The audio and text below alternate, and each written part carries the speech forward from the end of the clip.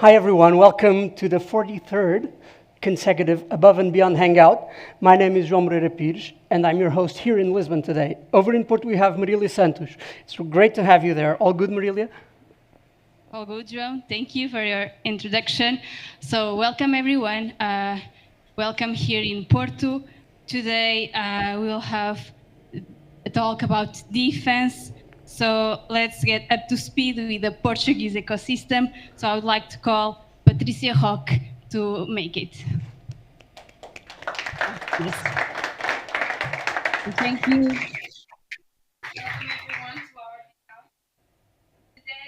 We'll be talking about defense tech, about dual-purpose technology, and about how startups can grow into this vertical.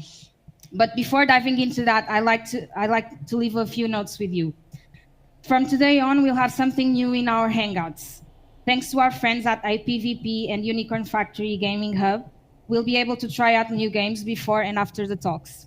So today we have in Lisboa, Bark Beagle Studios with the game Pigeon, and Red Pine Studios with the game War Doctor, showcasing their games. So let's give them a round of applause. Thank you. On another note, Road to Web Summit spots are going fast. So for those who don't know, we'll be preparing 125 startups for the Web Summit through this program this year.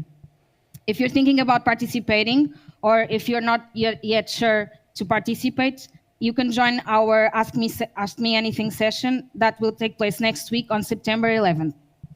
Head on to our website to know more. And last but not least, we have a big announcement today about SIM. So, SIM conference will be back from the 14th to the 15th of May in 2026, and you can buy your ticket from today on, okay? We are kicking things off with an early bird release with only 150 tickets available. So if you want to join this offer, you have to hurry up and get your tickets now through this QR code or on the SIM website. And speaking of Porto, SIM conference is only possible thanks to the partnership with Câmara Municipal do Porto, represented here today by Cristiane and Ricardo. And on behalf of Startup Portugal, a big heartfelt thank you, and let's keep building this together. A big round of applause for them too. We're closing our first speakers to be announced soon. So we'll have further news to share in the upcoming weeks. So stay tuned to our SIM conference's social media. Now, off to our warm-up pitches. I'll let João Moreira Pires take the stage to present our startups. Thank you. Thank you so much, Patricia. Now that we're up to date with the ecosystem, let's hear from a startup. Make Vania Katsavenda feel at home on this stage as he's pitching Planet Matters. A round of applause, please.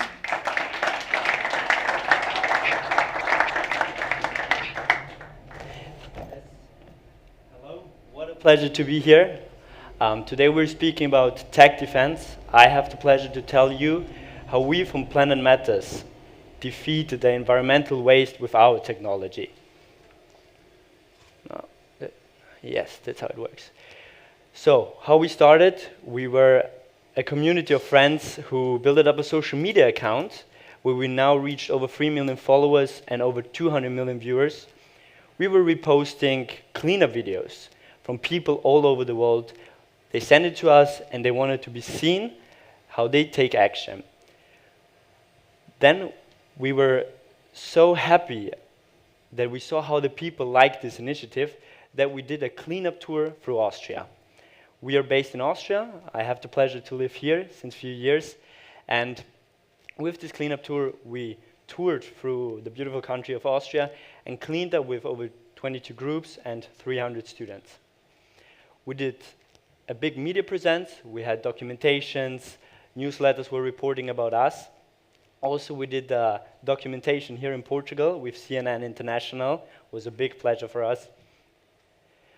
Yeah, beach cleanups. Why we do it? Because we want to save the environment and we want to show the people that every little piece you pick up from the ocean and from the beach has a big impact.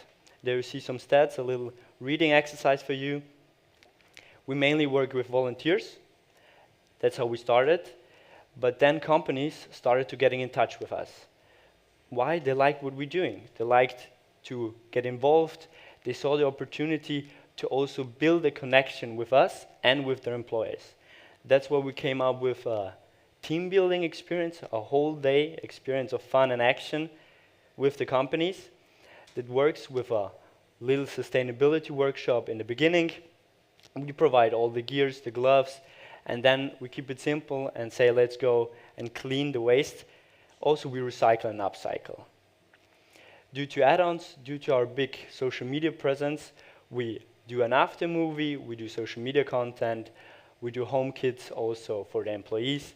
So we try to cover all the points that the company needs and is also interested in. Yeah, due to that, we have our baby, our Planet Matters app. That's where we have the technology. We developed an application where you can track your cleanup. With this tracking of the cleanup, you redeem vouchers and gift cards because we want to motivate the people through gamification to clean up our world. Also, we're now in the new update phase. We're gonna add some new features, some task features, team features, where we can even motivate more people by doing sustainable tasks and also generating this gamification value. Yeah, how it works, pretty simple. You do a cleanup, you track the cleanup with the distance you walk, the time, and you upload pictures of the trash. 60 liters are 60 planet coins. This is our digital currency with which you can redeem the gift cards and vouchers, which are provided by our partners. Yeah, you redeem this voucher, you will get it sent by your email. You can go to the store and profit from your cleanup action. Due to that, here we have some partners who already trust us. A lot of names are from Austria, Germany, and Switzerland, but you find also some Portuguese names like the Social Hub, a big hotel group here. Yeah, if you'd like to follow us on TikTok, social media, it would be a pleasure. There you see more what we are doing. And here in Portugal, it's a big pleasure to be here because we work with NGOs very tight together. And we see how this year that we're already here had a big impact. And that's what we're going to try to do also the next years here in Portugal. So hope you join us at a cleanup. It would be a pleasure to have you here. And thank you very much for listening.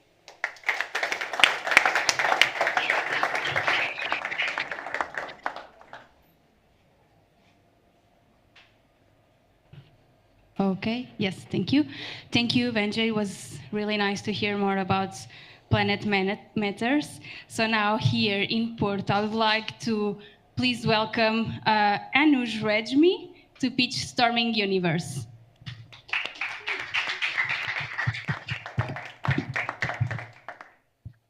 Good evening, everyone. Thank you. So, my name is Anuj Regmi. I'm the founder of Storming Universe. We are transforming logistics. We are working on logistic bottlenecks that are available right now around the world. And talking about defense itself, that the topic is today, we are trying to develop logistic solutions to the troops that are in the front line or to the defense that is lacking that. So for an instance, imagine you being in Porto, having your delivery 1 day or 2 days delayed. Now these troops, they live in front line. Their life and death situation depends on the logistic transfer itself. So for example, in Portugal, you have a very vast sea area, and it is really challenging to cover up all these areas with the current defense technology. They have to rely on their adversaries and partners to do that. And as global dynamics is changing, things are changing much quicker. So I present to you first time in television, in front of a lot of people, that we are presenting our PNS IC-1. This is the first aircraft in Portugal, I believe, which is carrying 100 kilogram for 2,000 kilometers. It's an unmanned aerial vehicle. So I take the pleasure to show you the whole video of 25 seconds.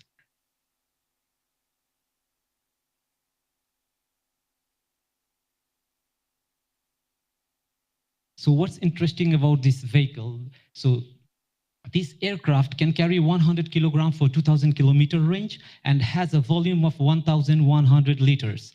And interestingly, it has been designed based on the Stanek 4671, which is equivalent to CS-23, and has a wingspan of 10 meters and a length of 6.5. And it is very interesting that in January, when we were starting to design this, we came across a news that the Portuguese Navy is going to bring Donzon Segundo carrier. This is the first Portuguese Navy carrier that will be dedicated for the UAV. And this image was taken from the internet. So it's under construction, and in June 2026, it's believed to be in service. So we can land our aircraft in this particular carrier with 90 meters of runway at sea level. So what does that mean? Now we can connect Porto to Azores, which is 1,500 kilometers. We can connect that. We can connect Funchal with Ponta Delgada and all these regions that you see here. So our business model is very simple. We are providing the drone. As it's a dual-purpose drone, we are thinking about providing the drone mostly to the companies, logistic companies, and the government. This is in sales. And then we have 20% of the business model on providing service and the rest. So our future goal, the traction we are having, is to develop 500 kilogram to carry for 2,500 kilometer. And it's a twin engine aircraft. It's under process. So what does 2,500 kilometer gives you an idea about? So considering Germany, you can see how much is 2,500 kilometer. So the best example here is Africa, where you have Ethiopia, which is one of the most logistically available country that we can connect to most of the Saharan countries very easily. And Brazil, it's a tremendous market for us.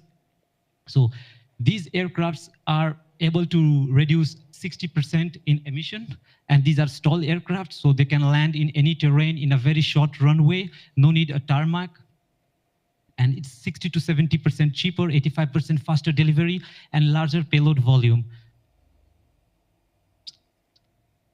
Oh, sorry. So here we have the target market. So next year we are going to Nepal and India for 2026. This is on a civilian domain. Then we're going to Middle East, Europe, and so on to Brazil, and then Europe. So the revenue itself, we are projecting somewhere around these values in the coming year as the dynamics, like I mentioned in the first time, as the global dynamics is changing, and we believe that this is a very big advantage for us to deliver our product. And yeah, we are now passionately waiting for a new investment round of 2 million euros. So these are our media coverage. We have been listed among the top 10 promising startup by EU Startups itself. And yeah, we had a very big coverage last year, being a spin-off from the University of Porto. It was a tremendous opportunity for us. And we had some picture. That one is me with my hair shaved. And yeah, we did some very good deliveries in Nepal. We tried to deliver in the mountain region of Nepal, try to show them that there is a potential of drones to deliver medicine in hard-to-reach areas. And the co-team consists of me, Professor Pedro Camano, and Professor Pedro Aguiar. And yeah, we all are part of University of Porto. So Professor Aguiar and Professor Camano are expert in composite and control system. And then we have the other teammates. We have our advisory from Professor Pedro Gamboa from UBI. He's helping a lot. And Professor Volnetita and Pedro Portela here. And yeah, so these are my other colleagues that are currently developing the system. We are a very small team and efficiently developing a whole aircraft. It's challenging. And yeah, thank you. Thank you, Anuj. Now, let's dive into a hot, relevant, and delicate topic, defense tech. To help us navigate it, please welcome here in Lisbon, Miguel Correia Pinto, Head of Knowledge Valorization at IDD Portugal Defense, and Rui Lobo, Business Development Manager at TechEver. What about Porto, Marilia? So here in Porto, it is my pleasure to welcome Carlos Moreira da Silva, Managing Partner at 33N Ventures. Welcome. And our moderator, Patricia Roque, SIM Content and Programming Manager from Startup Portugal. Thank you, Maria. Handing over to you, Patricia. Okay, thank you. Is that You have to. Okay. Okay. So this is a hot topic today. Defense tech is becoming a critical pillar of innovation. And as we prepare for SIM conference, where this topic will take the center stage, we wanted to make our entry focused on it. Because our geopolitical reality that we're facing, it has accelerated the need for innovation in the security and defense areas. At the same time, opportunities for startups and tech innovators have opened to contribute to solutions that can make Europe more resilient, competitive, and aligned with its values. So today we're bringing together leaders from across the ecosystem, policy, industry, and investment to discuss the state of defense tech and the opportunities for startups and the role that Europe can play in the global stage. So this will be a tough conversation, at least for me, I don't know. So this is a question for all the speakers today. Why is defense tech such an important space for innovation and startups today? And I don't know if you want to start, Carlos, maybe here in Porto. Why do you think that it is important, even for the ones that don't focus on it right now? I can. And first of all, good afternoon to everyone. Hello to our colleagues in Lisbon. Great to see you. Look, we were just speaking before entering. So first of all, I'm here to share my experience in defense applied to cybersecurity. I don't have any experience in any other field, okay? So that's mostly it, right? And on that front, we do have some experience as we have been investing in cybersecurity for 12 years. And actually, the first investment we did was in a company that one of the customers that served was NATO, right? And so I was sharing, they had a NATO secure room, a NATO secure meeting room, so all the processes in order to be able to serve NATO special projects. And that was the case in several countries. There was a service provider, some technology providers able to comply with this kind of projects. It's amazing to see that Europe is now waking up and understanding that we need to have more players in tech and services to provide real leading edge, global competitive and being globally competitive in this field. It's not just about cyber, I'm sure it's also about the other mediums, land, sea, air. And it's a pity to see that Europe has been so fragmented in terms of innovation in these areas. I really hope we can come together and push in a serious way for innovation, for developing those companies, and become a real player globally, as it is the case of other regions in the world. Okay, thank you. In Lisboa, Rui, do you want to add something? Yeah, thank you. Yeah, we in Takeover, so we started not in defense. So basically, all our systems are dual use. So we started, and we still have several contracts that are used basically delivering security, let's call it like this, okay? So we do maritime surveillance for several entities. We do it on a daily basis for EMSA, the European Maritime Safety Agency, for the British Home Office. So our experience is in fact basically delivering security to the Europeans. When we grabbed basically the opportunity, when we seized the opportunity of Ukraine, we understood that we had to use our experience on a good cause, and we believe it is a good cause. It is a good cause. The fact that we did it with big success is basically due to the fact that we were extremely fast and agile. And we will talk a lot about speed and agility in defense.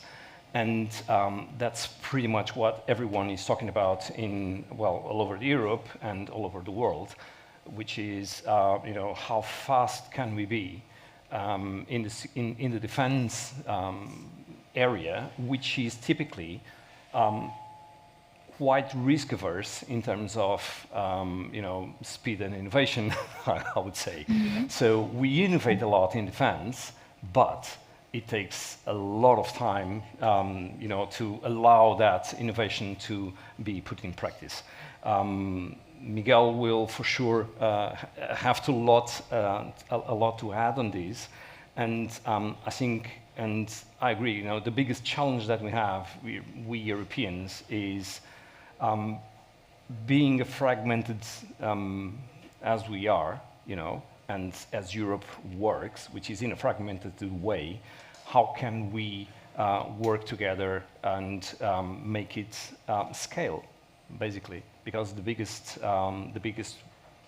issue here is how can we scale fast and being agile.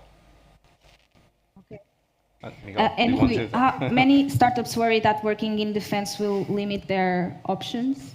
Like, how can technologies developed for defense also have civilian or commercial applications? This is for me, sorry, or for Miguel?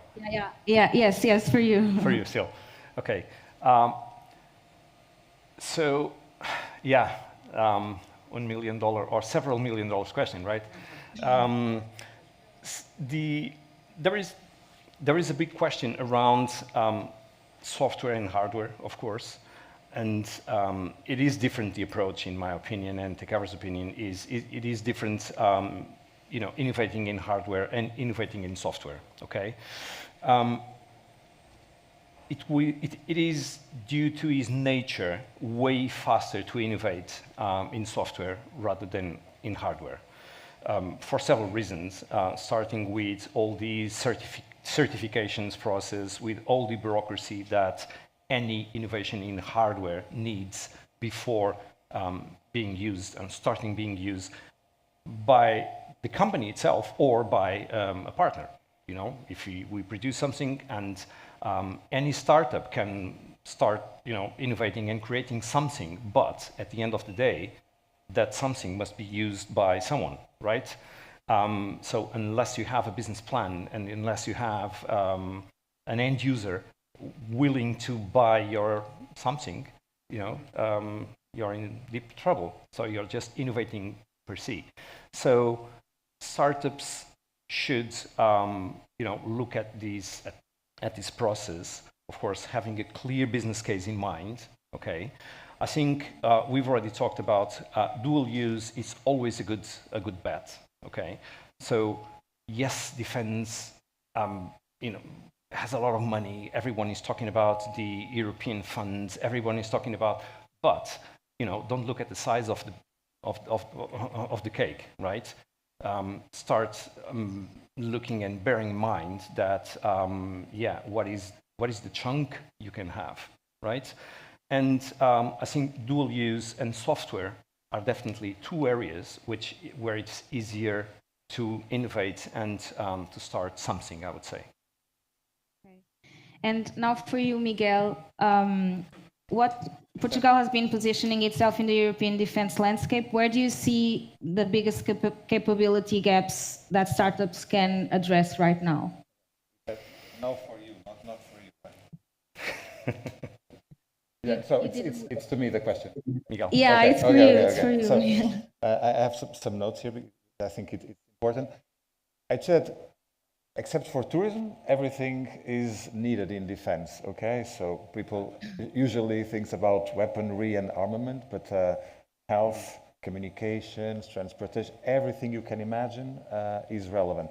As Rui was saying, there are some economies of scale, and there is a learning curve that somehow makes more difficult for companies to go to hardware sector than to go to this software and other areas. But I have a list because instead of just having my ideas, that I'll be talking about this later, but both Diana and the European Union have acceleration programs. One is Diana for NATO, and the other is EURIS for EU.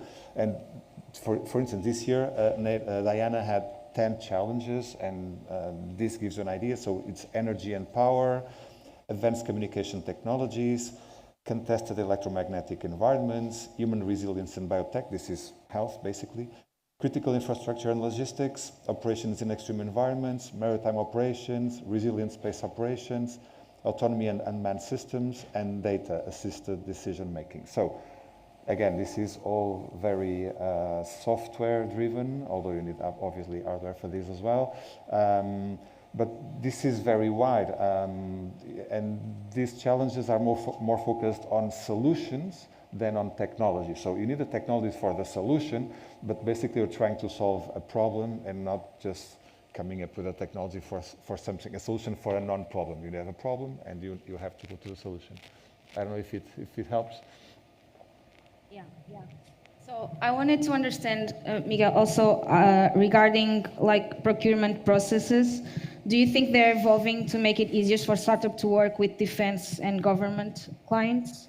Yeah, well, when you're talking about public procurement, we are talking about dealing with taxpayers' money, with our money. So there is always a trade-off between agility on one side and good decisions on the other side. And so we have a public procurement code in Portugal. This is similar in other countries because there's all the same directive. But sometimes we realize that it needs to be more agile. It was clear, for instance, and to give a public example, during COVID, there was a lot of derogations here in Portugal, and I suspect in other countries as well, to make this public procurement more agile. This is a discussion that is currently going on in different countries in Europe, but at the EU level as well. I think we'll have solutions, but again, we have to find a balance that respects taxpayers' money. But yes, I think we're coming up with solutions. Okay. And now off to you, Carlos.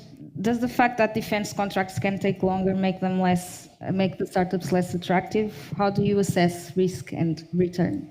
Right. So I don't think so. Right? Okay.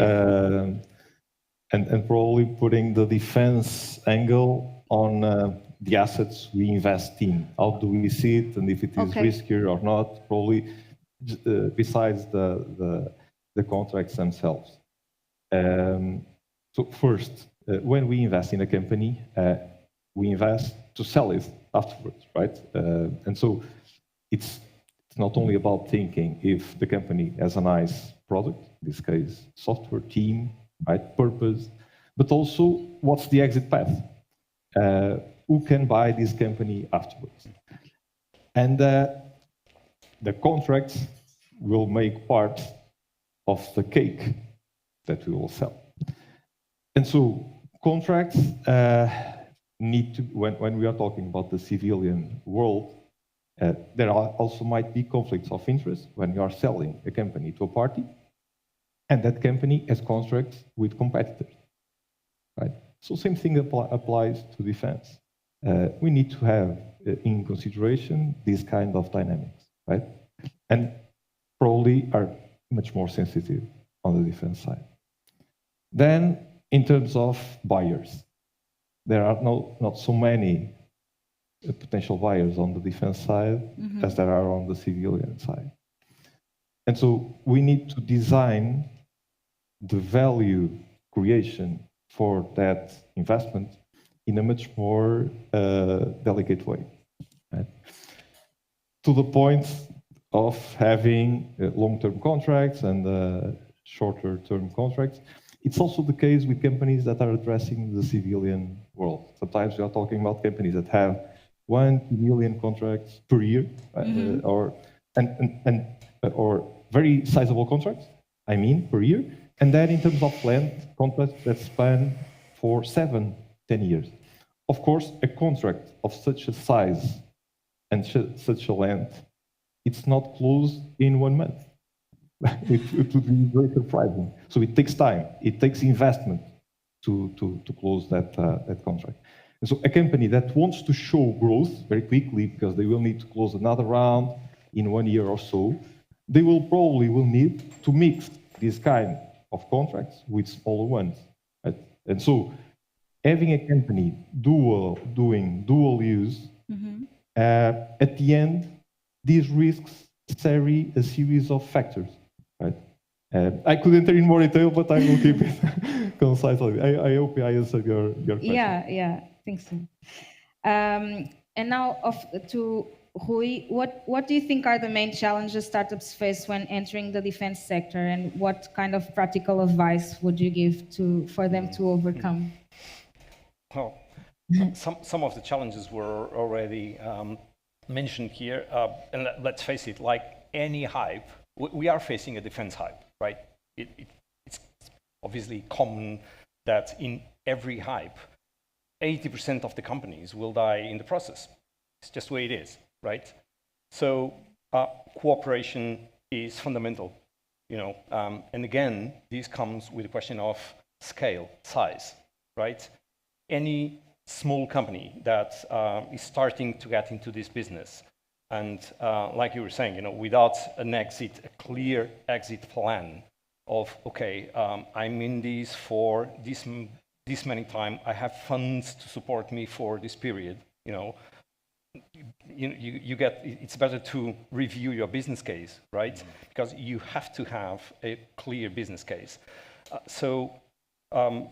Dual use technologies, software, easier than hardware. Clearly, the finding cooperation with other companies, trying to create like a cooperative environment. It is really, really fundamental. We were discussing a little bit on some of the experiences I have. I do a lot of events, shows, like the fair, the defense fairs of all over the world. And one of the things I've been watching in this past year, basically, is that a change in the profile of the companies that we see in these shows. We see a lot of smaller niche companies that are dedicated to something very, very, very niche. Imagine, a comms software that does something over a specific communications pattern, or something very, very focused and very niche. So clearly, these companies, they have a strategy, which is finding a system that they can integrate with, that can be either acquired or get end customers, but not a huge contract to sell this system to an army or to armed forces company. Okay, so it's finding these niche areas that you can be integrated with bigger companies. Okay, and I'm talking about this because, well, of course, we coming from Portugal, which is, everyone knows, small market, small company, small, overall market. So I can tell you that 99% of our income comes from abroad. Okay, so we have very, very little business in Portugal. Okay, and we are fighting to be one of these few big companies that all over Europe we can strive. We won't do it alone. It's impossible. Okay, not even the biggest, the Rheinmetals of the big German defense company. They are doing partnerships. They are trying to find and create ecosystems where they can cooperate, and some of them are very, very new companies. One of the companies that everyone is talking about in Europe, Stark, I don't know if you heard of them. So they have one-way attack systems, okay? So that's not our business, but they are being very, very innovative in this area. They are being very aggressive. And of course, Stark by themselves, being innovative and having a lot of funding behind, they are getting together with the Rheinmetals and the big companies of this market. So I think that cooperation is fundamental, to be honest, and having a clear business case and having a clear exit path makes all the sense. Because again, most of small companies will get either acquired or die in the process. Thank you.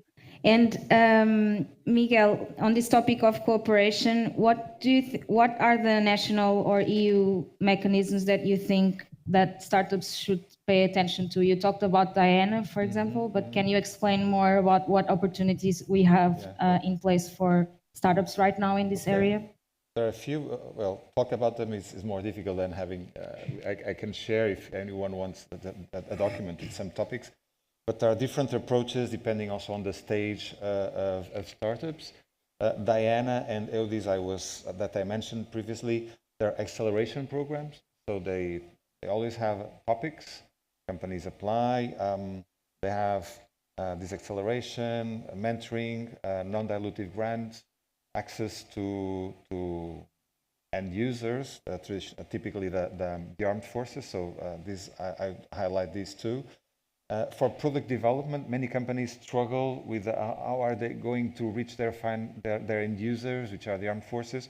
In the case of Portugal, the Portuguese armed forces are open to cooperation. Just contact us and we can make that connection.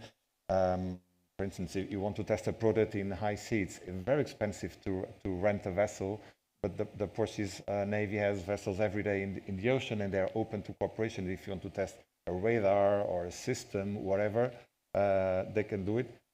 These days, starting in December, they have the largest NATO unmanned vehicles electronics exercise here in Praia, which is 50 kilometers south of Lisbon, with navies from all over NATO and many other countries. So it's also an excellent, well, in fact, and if not just a program, but all the entire infrastructure, because they're open 365 days a year. And you can test your products there, okay? I'd also, for venture capital, I know we have Carlos in Porto, but there's also, well, we have a partnership with the NATO Innovation Fund, right? But the NATO Innovation Fund, which is a venture capital fund, I'm also looking at Santander, we've been talking before, also looking at that. And for internationalization, we're talking before how to go to the market. Typically, the armed forces don't buy a high number of solutions. It's difficult to manage all that. So they buy systems. So if you think about an aircraft, they won't buy the equipment and then the radars and the communication systems and all that. So they buy the entire system, sometimes subsystems, because they need to have the updates, they need to have the maintenance, etc. So for small companies, very often a very good idea is to contact integrators. We mentioned here Tekever, Rheinmetall, BAE Systems, Leonardo, whatever. I don't have a commission when I talk about them, but it's public. And very often we do, we call them industry days with other countries or some of these big contractors and proposing them solutions. Because for small companies or actually even for larger companies that are mostly focused on process, they don't have a product, but they are needed for defense. But the armed forces will not buy a capacity of forging or machining. That makes no sense. They buy the system, the product. So we do also promote at IDD these internationalization strategies with other Portuguese public agencies. And additionally, we also promote opportunities, procurement opportunities directly. Usually for startups, this is not the most relevant, but there are some opportunities sometimes, and we have a database, and companies that are on that database get those inputs, that information, and they can have access to those opportunities as well. Okay, thank you. That's a lot to start with. Carlos, so when you're looking for a startup to invest on, what makes it investable from your perspective? You mean with a solution applicable to defense, yes. Right? Okay. So first of all, when we are talking about those kind of solutions, we can be talking about things that are very different one from the other. we can be talking about things, and as Miguel already gave a glimpse, it's very broad. It can be solutions that are very complementary to whatever are the operations that are being done, to ultimately solutions that are very close to the final goal, survival, right? And so you have founders that are fine in pitching their solution openly. Other founders, not so comfortable, right? Because we're talking about much more sensitive solutions. So the first challenge starts on generating deal flow. If we are talking about mission critical solutions, you need to have the confidence from people that is innovating. And that is built over time, right? Second thing, how to evaluate it, right? Because when we are talking about a civilian solution, customers are mostly open to speak with us and explain what are the advantages they are seeing on that solution. On the military side, it's much more sensitive. Right? Even experts that we need to get to learn about it are not so easy to find. Some of them probably are doing missions and in undercover way. So getting that talent, it's really difficult. So then we can talk about the numbers. We can talk about the performance of the companies. Of course, we are later stage investors, right? So we invest when companies have already at least 1 million in ARR. But our typical investments are even a bit later than that. And so when we assess a company at this stage, we want to see already prime contractors, as Miguel was also mentioning, already in. We need to see that there is a product market fit, of course, but as it is with any company out there, right? So I would say that the difference for the civilian side is much more sourcing, evaluation, and then working on the exit. Okay. That for now, it's really a bit, it's not a new world, but it will be something that we will learn much more during next years. As money is being put, much more money is being put at the beginning of the ecosystem, we need it to flow to understand also what will be the capacity for acquisition, for consolidation down the road. And that will take time. Okay. So I have two final questions. So this is just to prepare the audience. I don't know if anyone has questions, but if you have, please prepare them. So Defense Tech raises ethical questions. So this is a question for all of you. So whoever wants to answer. How can a startup ensure that innovation in this space aligns with responsible use? That's an easy one. Yeah. Okay. It's an easy one for democracies, okay? And we live in a democracy here in Europe. It's a sovereign function of the state, okay? So the armed forces do operate, there is politicians, they're elected, we have a constitution, we have a parliament, we have independent checks and balances, and so it's a very critical function. It's very interesting because we were also talking about that before. Even for instance, the European Investment Bank had limitations to investment in defense, such as direct trafficking, prostitution, etc. It's not the same. I mean, the defense, it's a sovereign function of our democratic states. So I can't recall, at least thinking about Portugal and I mean other democracies in Europe, these defense technologies and solutions being used in a way contrary to international human law and international human rights. And I think that's the relevant answer. Yep. Okay. I don't know if you want to add something. No, I totally, of course, I totally agree. I think that the misconception of working in defense being something that is nasty or, it's all up to with where you're doing that. Of course, that is totally different. Working in defense in Russia, in China, in less clear democracies, than doing that in European democracies or in the US or wherever. And out of that is just politics, basically. Yeah, people like to talk against a defense company like.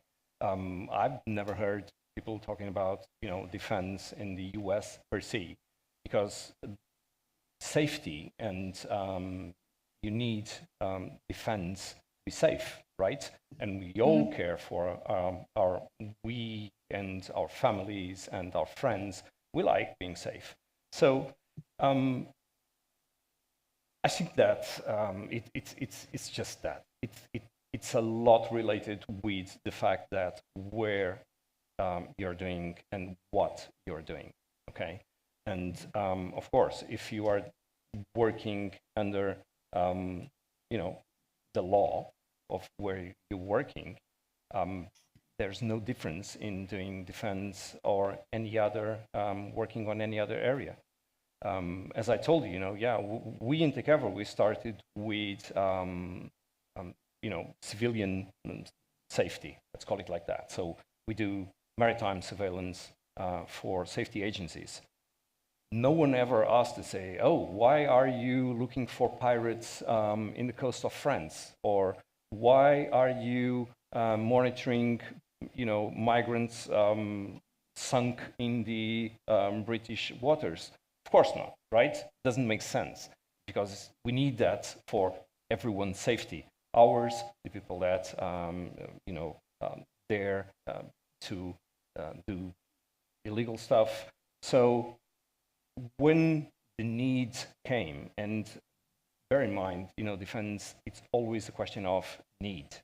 And when the need came, and when the need arose from, in this case, Ukraine, to defend themselves from an aggressor, it was not, we didn't have any doubt at the moment, because it was so clear that we could, with our systems, with our experience, be part of that defense effort. So I think that everyone that's thinking on investing, creating a startup, creating ideas in this area, should look at these in the same, like any other area, in fact. Okay. If I may put this, Yes, by the way. sure. I think, of course, we are always thinking, oh, will we do bad things because we are talking about defense, right? But we need to think that or a lot of technologies can be applied in a good way or a bad way, right?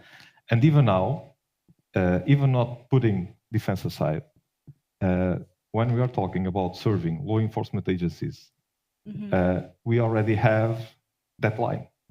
We already have a line like that. Of course, defense is still a bit different, but there are technologies that, if they are technologies for those cases, so law enforcement agencies and other type of agencies, that if they are made available to the civilian side, they can pose threats, right?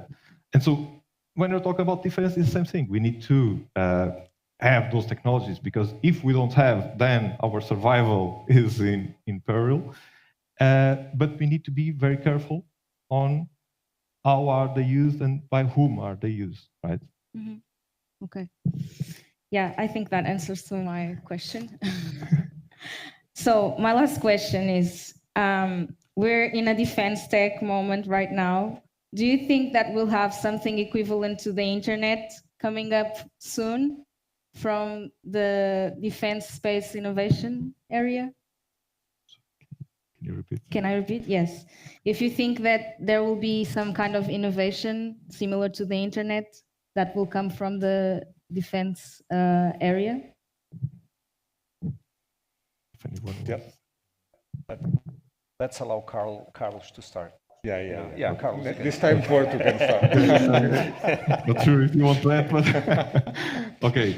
Look, we have been significantly exposed to Israel and the US. Basically, looking backward, our exposure to Europe has been equivalent to our exposure to outside Europe, and then outside Europe, a lot in Israel.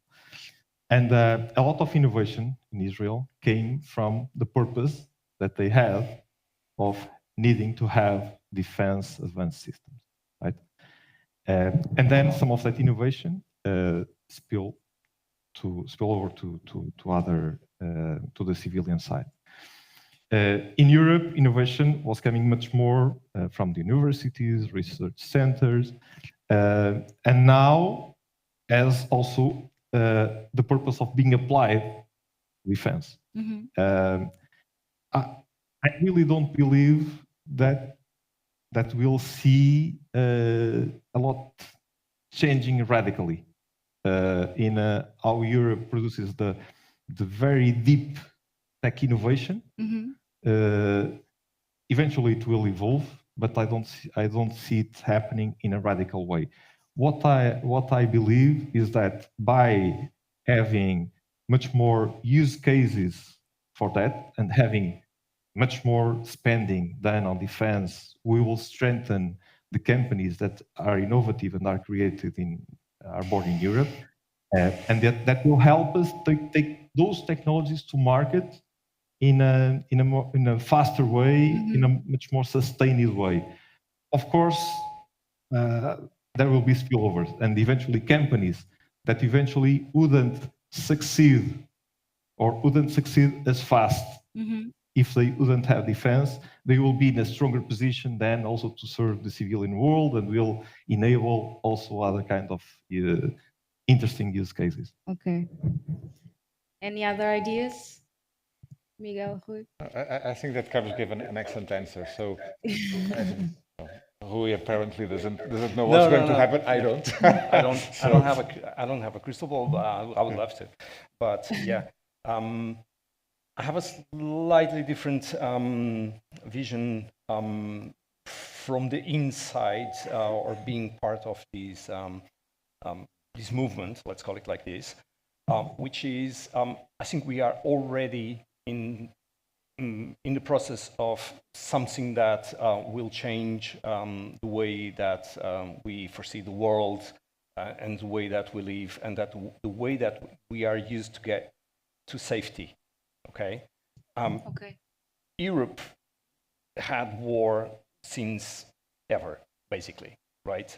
And we grew. We and our fathers, we grew on an era that was highly unusual in Europe, which was we had like 80 years, give it or take it, without a proper war in Europe because of the Second World War, or First and the Second World War were so big and so destructive that everything that was put in place after the Second World War gave us these unusual periods without war. The fact that we are incredibly fast getting into this new era where the war is at our doors. It's not in Ukraine, you know that, right? It's now if you go to the news and if you see what's happening in the Baltics, in Poland, in Finland, and it's already NATO countries, okay? So don't fool ourselves thinking that, this is an Ukrainian thing, they are out of Europe, NATO, everything. No, this is at our doors already. And the fact that a few companies in the States, in Europe, are able in such little time play the game that was fully restricted to the incumbents, the big boys and girls, the Lockheed Martins, the BAEs, the Thales, the Leonardos of this life, this game was reserved to these huge companies with tens of thousands, hundreds of thousands of employees, and only these big companies were allowed to participate in the defense effort. The fact that you see companies in the US like Anduril, for instance, or in Europe, Tekever, or Quantum Systems, or a lot of other companies that suddenly, are not only being able to participate, but it's almost like, and we were talking about this, we are watching something which is, it's totally new in defense, which is the old school, the old defense industry will keep pretty much the same. So yes, they will buy tanks and they will buy cannons and they will buy everything like that. But there is a totally new defense industry, which is the new defense industry, as we call it, which is everything about information, intelligence, UAVs, means to collect intelligence, means to actuate, means to, and this integration, it's totally new, okay? So, yes, it won't, and I agree with Carlos, it won't be like a big boom like internet, for sure. It will be composed of a lot of small things, but as a whole, it's a totally new industry or conglomerates of industries, okay? And yes, being part of that is something that we are very proud, of course, and we are fighting, and I'm sure that at the end, like I was telling you, there will only be, again, a few, probably less bigger companies as the Lockheed Martins of this life, but it's a revolution already in the industry. Thank you. Nothing significant to share at the moment. Okay, so now off to the questions from our audience. I don't know if you have questions in Lisboa or Porto ready. No. We're here, guys. Okay. Well, thank you very much. It's very, very fascinating conversation. I guess more of a comment, it just hit me was, is innovation new? No. As we've said in the defense industry, 80 years ago, almost 80 years ago exactly, a B-29 aircraft that couldn't have been conceived in 1939 dropped an atomic weapon that had been developed over a very short period of time. But all of those things were done by large companies, or the Ford Motors, or the Boeing, et cetera. But what's new now, and it's in all industries, I was just talking to two young men about the music industry, is that in your basement, you're producing a record. You don't need to go to Columbia Records. And as you said, there might be some innovator that comes up with some niche, some technology that now can be absorbed by another defense contractor who's trying to solve a problem. And that's the revolution, not that we're having to innovate, but that you're getting innovation from all these little companies in every industry. You can print on demand. You can write a book now. You don't need to go to Scribner's or Random House. So that just struck me as what is different today. And you said it, it's these small innovators that are contributing, not the big ones all the time. So thank you for your insight. Absolutely, thank you. You're absolutely right. It's the and the easiness that you can cooperate, right?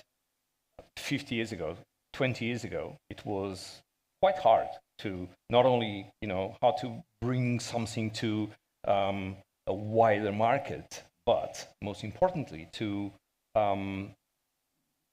companies that you can cooperate with, right? And today it's this easy, right? I can give you tons of examples, right? That in Tekever we do it every day. For instance, we have a dedicated team, internal team doing AI, okay, of course, right? And one of the things that we do a lot is we integrate with and we talk with, of course, external areas, external teams, external small companies that bring ideas, and that nowadays, and particularly in software, but also in hardware, you can do this type of cooperation. And cooperate is fundamental to get scale. And without scale, you can't pass all the certifications, all the bureaucracy stuff that you will end up having, which takes time. And time is your worst enemy, right? In any business, time is your worst enemy, right?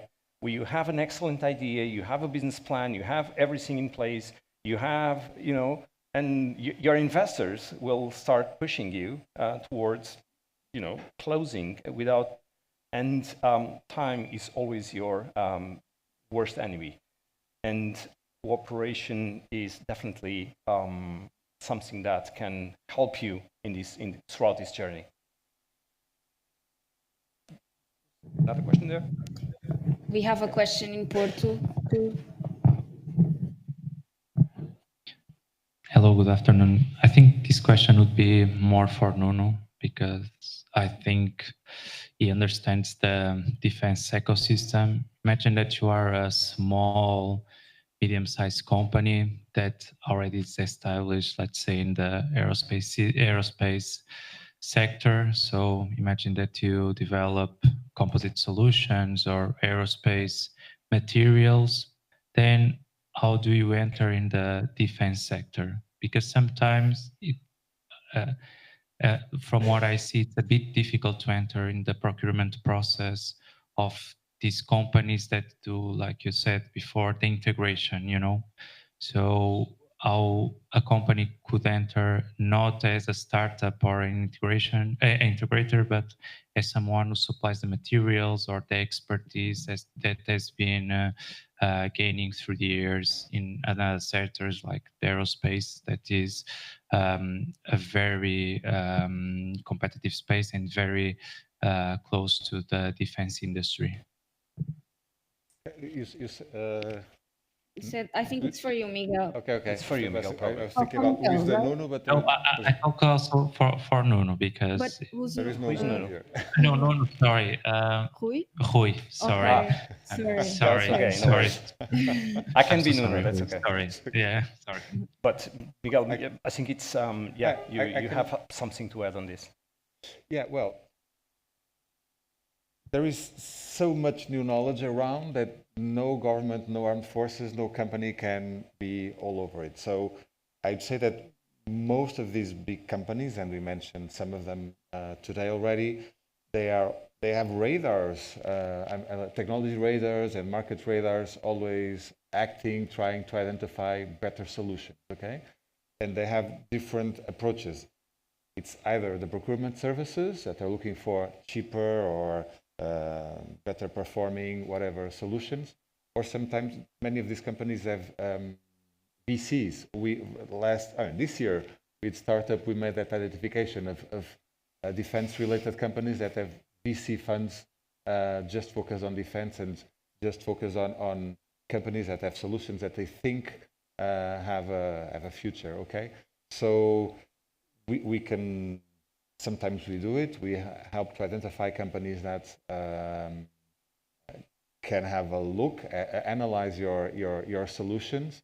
Sometimes this institutional support, it helps. There is defense attachés that also have that role of presenting Portuguese companies to companies in the UK, in France, wherever. So I don't know your solution, so I cannot make an evaluation. But at least Patricia has my contact. We can make a call and discuss that in detail. I'm saying Patricia because you're all in Porto, it's easier. Yeah. Okay, sorry, Patricia. Thank you. No, it's fine. It's fine. So let me give you maybe a bit more skeptic view on the process. Honestly, I think that procurement is a problem. Defense procurement is a problem. The way that the processes are designed for good reasons, like you just mentioned, there are public funds, there are taxpayer money there. So yes, we have to be careful. But the way that the procurement is designed and implemented is definitely for what I was describing as the old defense model, okay, where you have huge investments for long periods of time. Let's face it, the government, any government that is thinking on acquiring UAV systems and putting an international acquisition money tender in process where it will take 3 years to get closed, and then someone goes to court, and so yeah, the systems will be totally outdated by the time the process is finished and you have to restart. So of course that we need better models, and the governments are starting to understand that. And the question here is that in Europe, there is not one procurement process. There are like 20, right? With more, one per country. And so, in fact, there is not in Europe, right? There are 20-something countries buying defense with different procurements and with everything. So I don't know, my advice, without knowing your specific case, would be get partners, to be honest, because again, time is your worst enemy. Time, you will die in the process. That's the way it is. That's why at the end you will have, at European level, not at country level, at European level, you will have a few big companies or agglomerates of companies, probably, right? That we are already starting to see happening. And it will have to be that way, because small companies die in the process. Defense procurement takes a lot of time, and it's really difficult. Let me add something, because we have been approached before by companies that have anti-ballistic protection, okay? But the Portuguese Armed Forces, they will not buy a panel, anti-ballistic panel. What are they going to do with the panel, okay? They are going to buy a vehicle or clothing, whatever, that is anti-ballistic protection. So they will not buy a tank, a vehicle, and then put it an anti-ballistic panel in top of that. It makes no sense. So for companies that are focused on process or in specific components, that it's very difficult for approach directly to the armed forces, because they are not the integrators. The integrators are companies. So the armed forces will buy systems or subsystems. Okay. And there's something else that I want to say, because it's important. The development time question. If a CEO makes a bad decision and the company goes bankrupt, very sad, because investors will lose their money and the employees will get unemployed, but life goes on. If a general makes a bad decision, their employees, which are the soldiers, will die, okay? And that makes a difference. They try not to fail, okay? So they are not going to buy a system to a small company that can say, well, I have a great system, and then 2 months later, the development, the CTO left, and they have no one to talk about the system, whatever.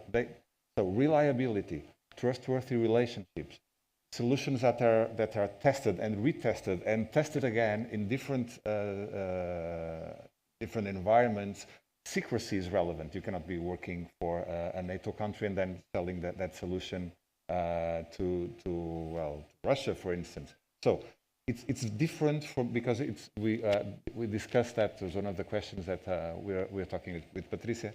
So you can have dual-use solutions that exists, but the market is not the same. It's an opportunity, but it takes time. So don't focus just on defense, because you have all these layers. And again, if you have a communications, for instance, solution, there are many companies in Portugal that can buy it, many companies in Spain, many companies in France, but not in defense. In defense, you have one armed forces, one system, let's say, one customer in each country, and it doesn't change a lot. So for startups that want to look at defense, I would say, don't just focus on defense.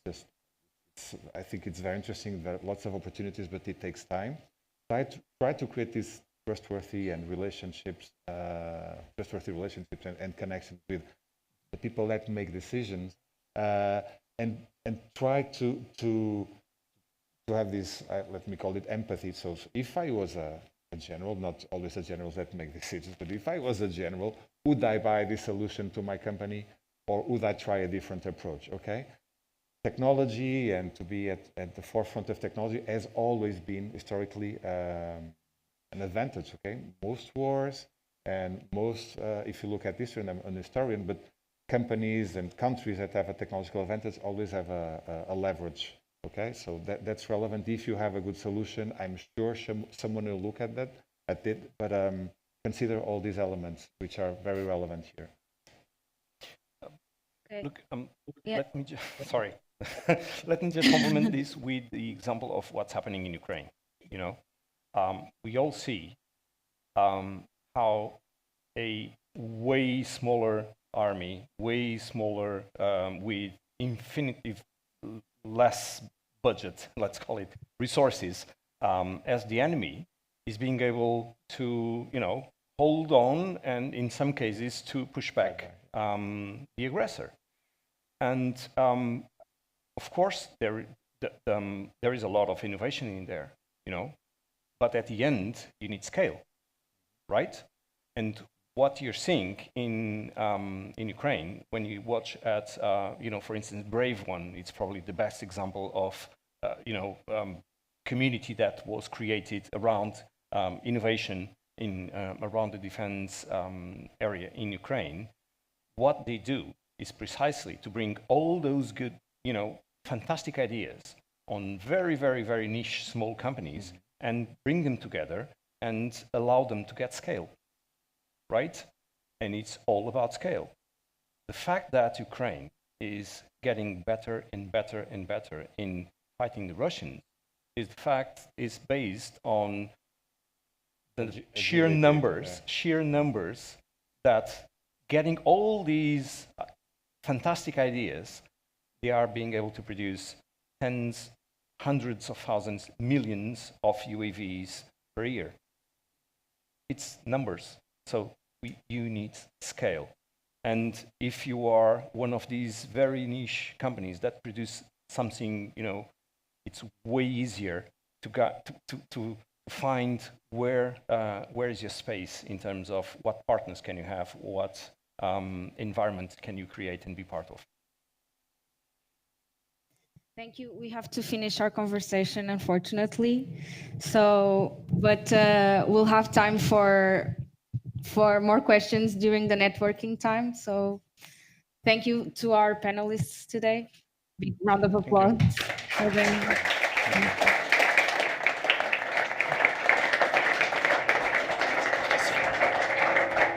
Okay, so yeah, okay, thank you. So thank you, Miguel, Rui, Carlos, and Patricia for this amazing discussion. We had a lot of questions. We still have some of them, but we need to keep going. So before we jump to our networking moment,